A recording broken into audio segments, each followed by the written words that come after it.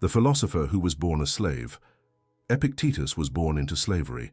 His body belonged to another man, his routine was dictated by external orders, his future seemed condemned to chains he did not choose.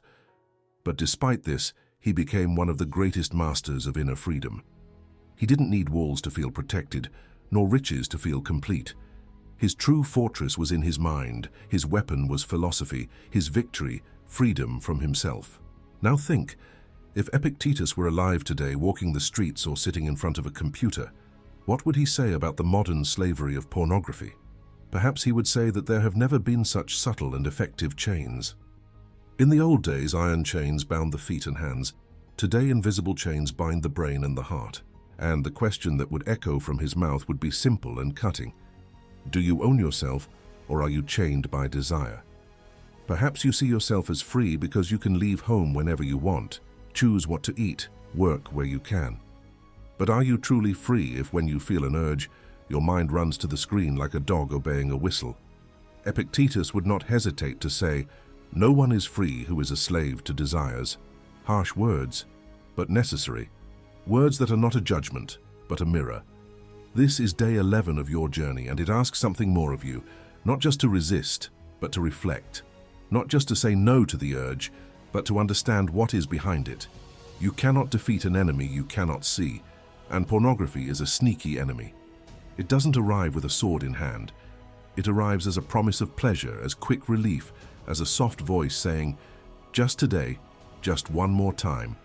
But every time you obey, the chain tightens. That's why today we're going to use Epictetus's words as a key.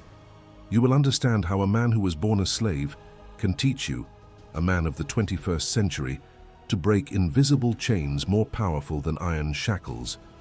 We will see how Stoic philosophy can be applied to the fight against lust, how nofap is not just a challenge of accumulated days, but a real training of inner freedom. If you've made it this far, you've already realized that this journey is not simple. There is pain, there are relapses, there are doubts, but there is also something greater. Each day resisted is one less link in the chains. Each refusal of desire is a step towards true freedom. And when you start to feel that, you realize that you are not just giving up a habit, you are becoming another man. Therefore, I'm going to invite you now, even before we continue, subscribe to the channel. This series is not made to entertain, it is made to liberate. Each chapter is a tool, each reflection is a new weapon against invisible slavery. And I want you to participate actively. Write in the comments what day you are on. It could be day 1, 7, or 30. This is not just sharing. This is publicly acknowledging that you are fighting. It's a commitment to yourself. Today, under the light of Epictetus, you will see that pornography is not just fun or a pastime. It is a form of mental slavery. And like any slavery, it only exists as long as you accept the chains. Nofap is the act of saying enough. It is the act of choosing to be free, not in the superficial sense of doing what you want, but in the profound sense of governing yourself. So, get ready. We will walk together in this chapter.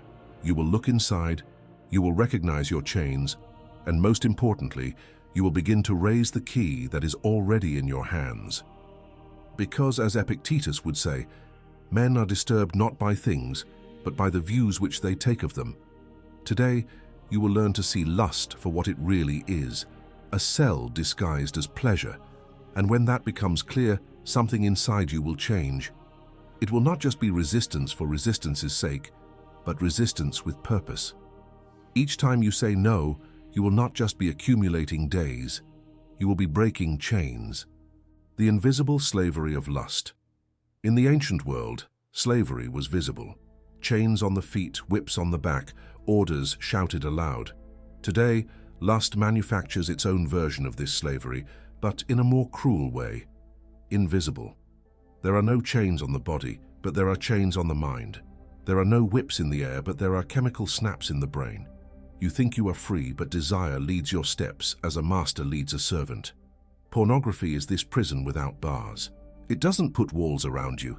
It doesn't prevent you from leaving home.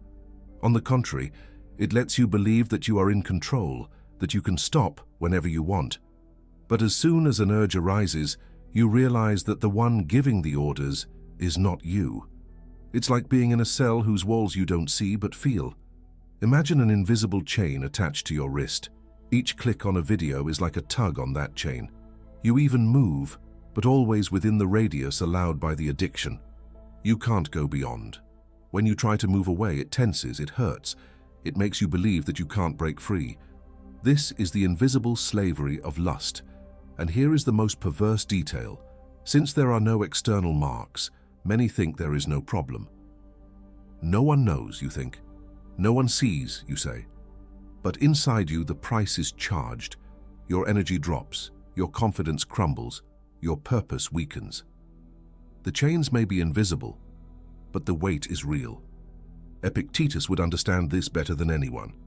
He who was a real slave knew that the worst prison is not that of the body, but that of the mind, because even chained, he chose to be internally free. And many men today, even without iron chains, choose to be prisoners of their desires. In NoFap, you begin to see these chains. You begin to realize that cheap pleasure doesn't come for free, that each immediate relief has a high cost, your freedom. And it is in this recognition that the possibility of change is born. Epictetus and true freedom. Epictetus said something simple and powerful. No one is free who is a slave to desires. These words have crossed centuries and come to us as a direct warning. Freedom is not doing everything you want. Freedom is having power over what you want. Many confuse freedom with indulgence.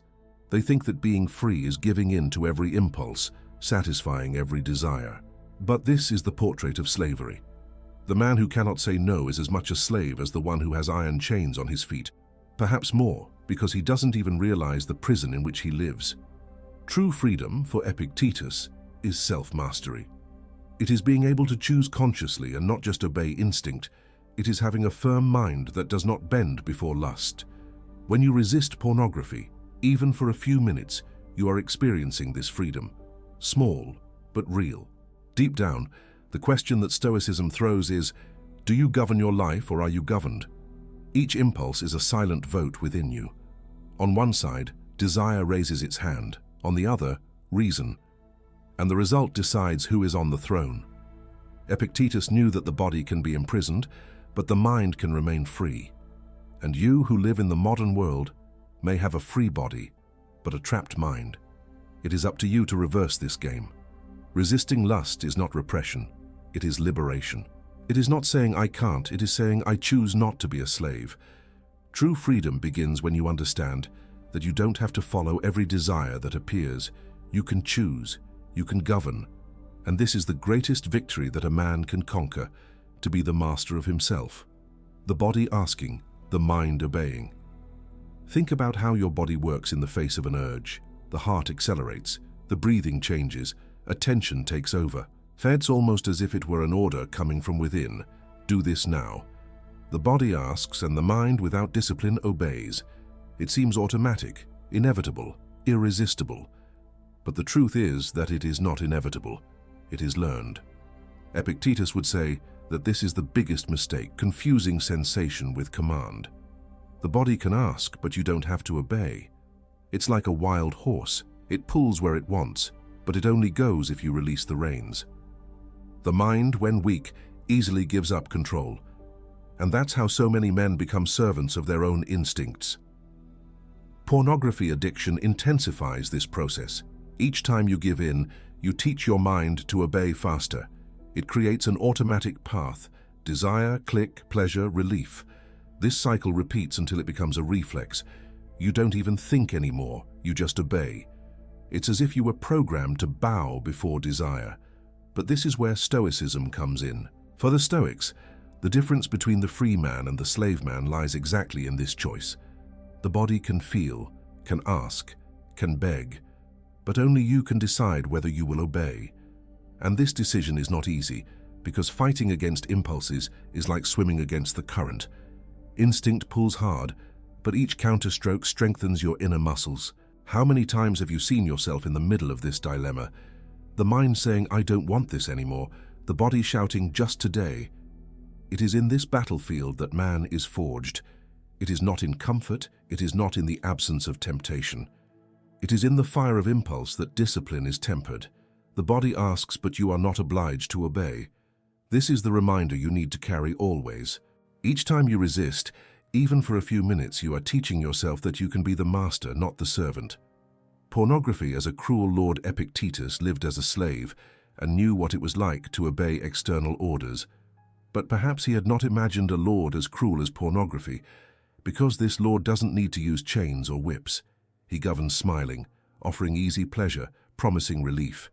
Only deep down, he is more tyrannical than any slave owner of antiquity.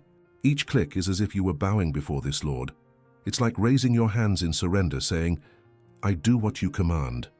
And the more you obey, the stronger he becomes, until one day you realize that it is no longer you who decides. It is desire that governs your schedules, your choices, your energy. Pornography is a cruel lord because it is not content to take minutes of your day. It steals your vitality, your confidence, your purpose. It wants you tired, ashamed, distracted, because the weaker you become, the easier it is to keep you on your knees. Epictetus would say that there is no slavery worse than this, when man becomes a servant of the pleasure he himself chooses to feed. The slave of antiquity had no choice. You have. And yet many times you decide to obey. This is not freedom, this is submission. Look at your life now. Who is on the throne? You or the screen? Who governs your days? Your reason or your desire? This is the question you need to face. Because every man has a lord. Either you are the lord of yourself or pornography will be. There is no neutrality in this war. The excuses that chain. Perhaps the strongest chains are not those of desire, but those of excuses. How many times have you said to yourself phrases like, "Just one more time, I deserve this relief. Tomorrow I really start." These phrases seem harmless, but they are invisible handcuffs that trap you in the same cycle. Self-deception is the most comfortable prison that exists. You create justifications to continue where you are, without really needing to change. It's like painting the chains gold, so they look like jewels. But in the end, they are still chains. Epictetus warned that the greatest enemy is not outside but inside, and you know that. It's not the site, it's not the cell phone, it's not the internet. The real enemy is the voice you feed inside your mind, the one that always finds a reason not to resist. This voice is trained, strengthened with each relapse. But it can also be weakened if you stop listening to it. Discipline is born when you decide to silence the excuses. When you look at that voice and answer, "No matter what you say, I don't obey anymore."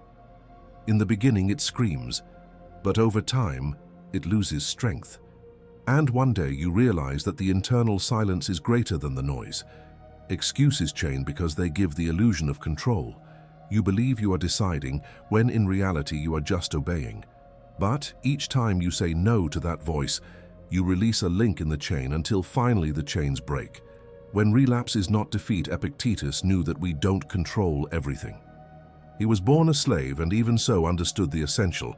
What is in our hands is the response, not the event. Bringing this to your journey, relapse doesn't have to be the final accusation. It can be the toughest teacher you've ever had. Obviously, it hurts. You promised, you slipped, shame came, the weight on your chest, the desire to throw everything up in the air. But stop and think. What defeats you is not falling. It's staying on the ground. All or nothing is the philosophy that keeps many people trapped. Fell?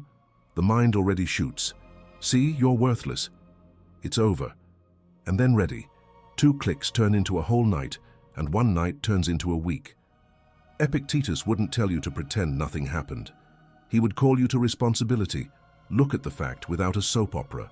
When was it? Where was it? What preceded it? Boredom, dawn, cell phone nearby, long bath, open networks. Map everything. Without drama, without cursing. The lesson is there. Identified trigger is a chain with a crack, and a chain with a crack you break with the next decision. Restarting doesn't erase what you've already advanced. Restarting is exactly what keeps alive the part of you that wants to be free. Another trap is confusing guilt with regret. Guilt paralyzes you. Regret moves you. Guilt says, "I'm trash." Regret says, I did something that doesn't match who I want to be. Feel, learn, and get up. A simple rule helps. Tell someone you trust or comment here, I restarted. Addiction hates witnesses. And record on paper, when I did X, Y happened, so next time I'll do Z. It's not fussiness, it's strategy. You are not your past, you are your next choice. Remember, consistency beats perfection. There is no straight line, there is a curve that goes up. One bad day doesn't cancel out 10 good days. If you keep getting up, your average goes up, your strength increases, your identity changes. From I'm the guy who always falls to I'm the man who always comes back. And that changes everything, because discipline is not born on a glorious day. It grows on ordinary mornings in the postfall, when only you know that you could give up and even so, decide to continue. And an honest warning is worth it. Using relapse as an excuse for total license is falling for the addiction's tail. Since I broke, I'm going to enjoy it. No, broke a glass, don't knock down the whole kitchen. Interrupt the fall as early as you can. If you stopped at the beginning, it's already a partial victory.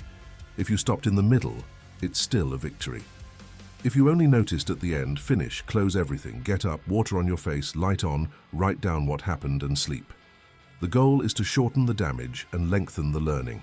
Lastly, treat relapse as you would treat a friend, with truth and respect. Neither cover up nor crucify.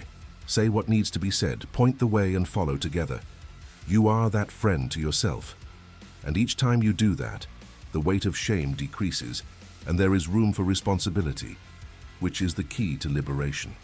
The power of saying no. Saying no seems like little, but it's the spark that ignites freedom. Pornography thrives on your automatic yes. The finger swipes, the tab opens, the head turns off. When you put a no between the impulse and the action, you break the gear. Epictetus would call this practical freedom, power over oneself. It's not that the impulse disappears, it's that it stops being an order. Will is not a decree. It comes like a wave, it passes like a wave. You are in charge. The first no is always the most expensive. It seems useless, it seems fragile, it seems too small. But it's the initial brick of the wall. Today it's a minute, tomorrow it's 5, then half an hour. And when you see it, that modest no has become your new default response. Cheap pleasure loses traction because it doesn't find blind obedience. The body asks, the mind decides. Notice how life changes when no enters your vocabulary. You say no to endless scrolling in the morning, and there's focus left to work. You say no to the long shower that becomes a trigger, and there's time left to walk and breathe. You say no to the secret tab, and there's peace left to lie down. Each negative frees up space. Space becomes energy. Energy becomes self-respect. And self-respect becomes the engine for the next no. It's a cycle opposite to addiction. Instead of going down the slope, you climb step by step. And when the impulse comes with force, don't negotiate. Don't talk to temptation. Decide beforehand. Epictetus would say, prepare the answer when you are sober and execute when you are tempted. If the will comes, I get up, go to the living room, turn on a light, drink water, change the environment. Simple, direct, effective. It's not cinematic heroism, it's daily command. A no at the right time is worth 100 motivational speeches, because it proves to you in practice that you are not a servant of any impulse. Repeat after me. Will is not an order. You can feel and still decide differently. This is the muscle we are training here, and it grows every time you choose your word instead of your instinct. A reliable man is not the one who never feels like it. It's the one who keeps his own word despite the will. And there's a detail that's worth gold. The no becomes easier when you decide other things beforehand. Bedtime, where to leave your cell phone, what first gesture to make when waking up, who you're going to talk to today. The more good decisions you make outside of crunch time, the less weight is left for crunch time. The no stops being a solitary battle and becomes part of a set, a life that plays in your favor. And that's what freedom is in practice. A whole team of choices pushing you in the right direction. When you sustain a no, you send a silent message to yourself. I fulfill what I say. This message is worth more than any external motivation. It sticks to your identity. Today it's about pornography. Tomorrow the same no becomes, I'm going to finish this study. I'm going to train even without wanting to. I'm going to call who I said I would call. The no is the seed of bigger yeses. And that explains why after a few days of firmness, you feel your spine straighter and your gaze cleaner. It's not magic, it's coherence. So if temptation comes today, remember the basics. 1. You are not obliged to obey. 2. You have already proven that you can. 3. Each negative makes the next one more possible. It may hurt now, but tomorrow it will hurt not having tried. Choose the pain that becomes strength. That's the spirit of the thing. Virtue above pleasure. The Stoics were clear. The supreme good is virtue, not pleasure. It seems obvious when said like that, but in real life it's exactly where we slip. The pleasure of pornography is fast, free, available 24/7, and leaves a trail of emptiness. Virtue is the opposite. It costs at the beginning, it pays off at the end. Resisting today may burn, but tomorrow it becomes confidence, focus, presence. That's why Epictetus would pull you by the shoulder and ask, do you want to feel good now or become someone you are proud of? Virtue above pleasure is not moralism. It's life engineering. When you put virtue in command, honesty, courage, temperance, the rest organizes itself. Work yields, relationships gain truth, sleep arranges itself, the body responds. When pleasure stays on the throne, everything becomes disorganized. You try to hide, lie to yourself, postpone what matters, lose respect for yourself. The difference is brutal and appears in the mirror the next day. Take a test. Remember the last time you resisted firmly. Remember the posture, the look, the feeling of having honored your word. Now compare it with the last time you gave in. Virtue leaves a trail of light. Cheap pleasure leaves penumbra. In which trail do you want to walk? That's what's at stake. It's not just about clicking or not. It's about what kind of man you are becoming. And there's more. Putting virtue above pleasure reorganizes your goals. You stop seeking only good feelings and start seeking to become good. This turnaround changes decisions on the spot. Instead of, I want to relieve now, it becomes, I want to be proud of myself tomorrow. Instead of, no one is watching, it becomes, I'm watching and that's enough. Instead of, I deserve a relief, it becomes, I deserve a lifetime of respect for myself. Small phrase changes, huge destiny changes. Epictetus would not ask you to abolish all pleasure. He would say, put pleasure in the right place, as a servant, not as a master. Over time you will discover a beautiful thing. The pleasure of virtue is more solid, less euphoria, more peace, less high and low, more ground. You don't get euphoric for 5 minutes. You walk light all day. And that deep down is what you always wanted. If you want a simple north, stick with this. Do what makes you worthy in your own eyes. This summarizes the hierarchy. Virtue commands, pleasure obeys. And when you slip, because at some point it will happen, go back to this compass without hesitation. The path is long, but it's straight when virtue holds the map. And if the silly doubt hits, but is all this effort really worth it? Answer by looking at reality. Which life yields more? The one that lives hanging on screens, exchanging hours for minutes of relief and waking up without respect for itself? Or the one that takes a deep breath, holds the wave and builds something that remains? The question answers itself when you look at the face in the mirror after a worthy day. Virtue has this delicious side effect: peace with yourself. In the end, the choice is always intimate and non-transferable. No one enters your head to decide for you. But every time you decide for virtue, you give yourself something that is priceless: self-respect. And it is with it that an entire life is built. Every man carries invisible chains. Some were forged back there in adolescence, when curiosity mixed with loneliness, and the internet offered an easy way out. Other chains came from habits cultivated without realizing. Poorly slept nights, hours in front of screens. That idea that everyone does it, so it shouldn't be that wrong. And over time, these chains stopped being just circumstances. They became identity. You start to see yourself as someone who simply is like that. But Epictetus pokes. You are not your habits. You are your ability to decide now. Look back. How many times have you said, "I always fall," or "I never managed to pass so many days"? This is the voice of the past trying to keep the chains firm. But the truth is that the past has no real power over you. It only commands while you obey. With each denied click, with each resisted impulse, you are using the key of the present to open old locks. And yes, some chains are thick, rusty, seem impossible to break, but they also corrode when you stop feeding them. Epictetus would say, "What matters is not what they made of you, but what you do with it now." Your past can explain your chains, but it doesn't justify your prison. Addiction is not a life sentence. It's a contract renewed with each decision. And the good news is that it's enough to stop signing today to start releasing the links. You don't need to break all the chains at once. Just attack one. Just say no now to this impulse tonight. The rest is consequence. So if you feel that you are still trapped, it's not because the key doesn't exist. It's because you haven't turned it firmly yet. The present is that key. Small, simple, almost banal.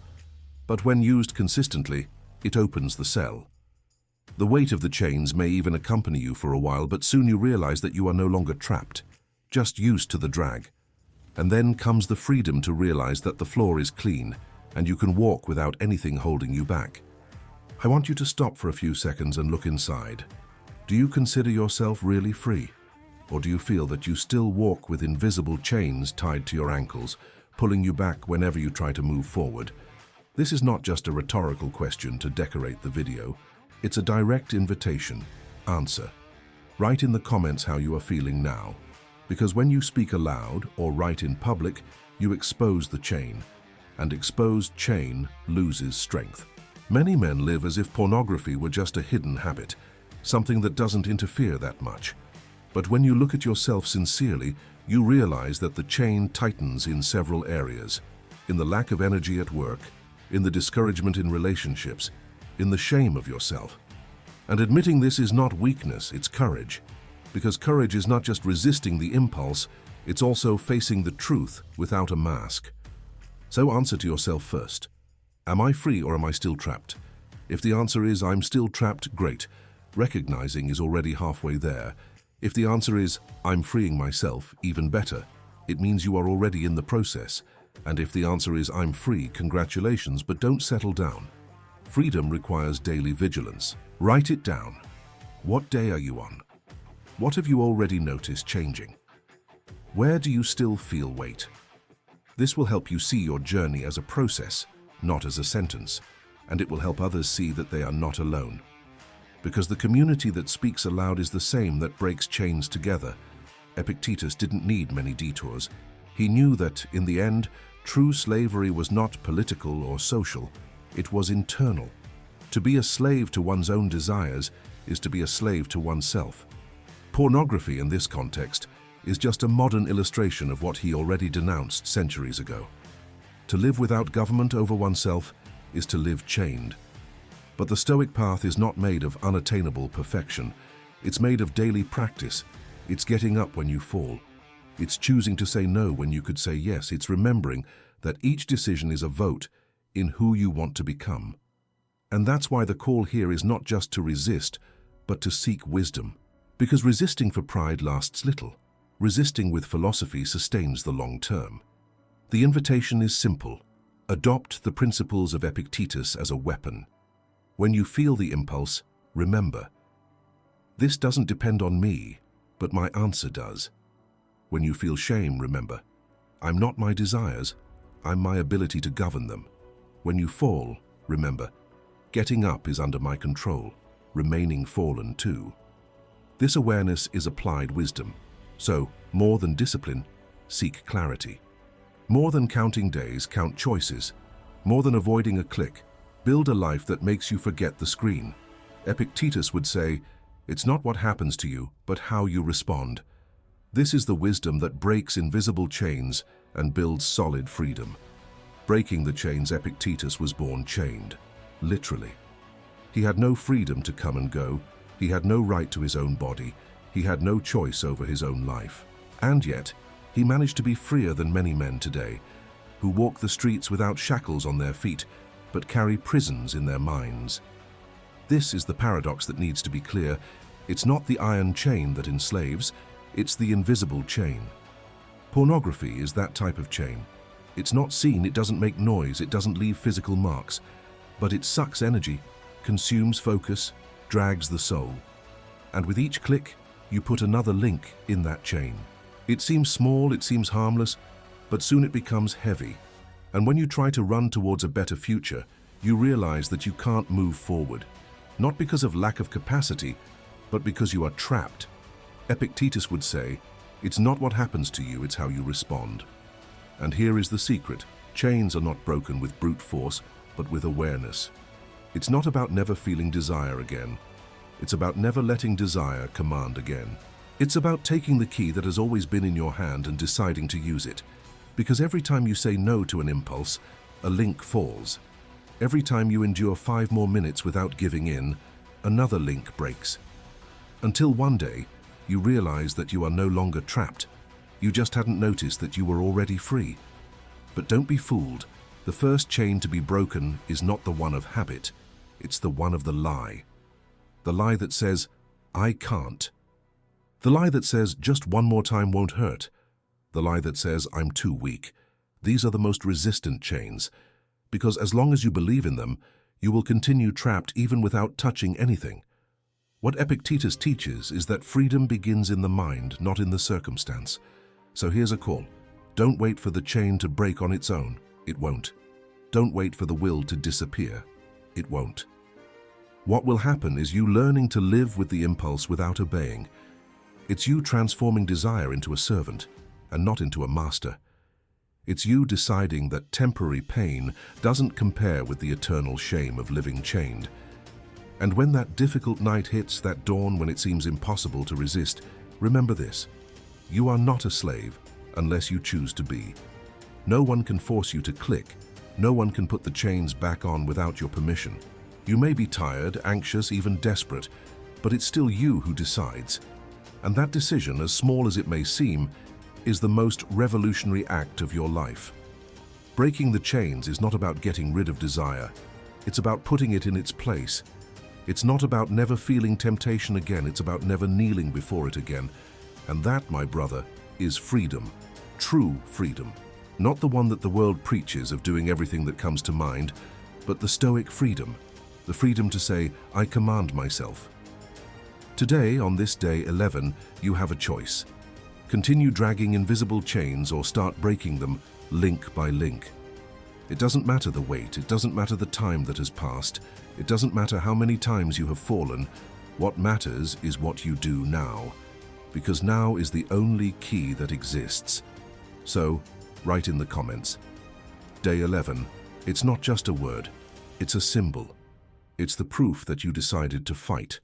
It's the mark that you took the key and turned it in the lock. It's the silent scream of a man who decided not to live as a slave anymore. Remember, true freedom is not the absence of external chains. It's the certainty that no internal chain can trap you anymore, and that freedom begins when you break the first one, today.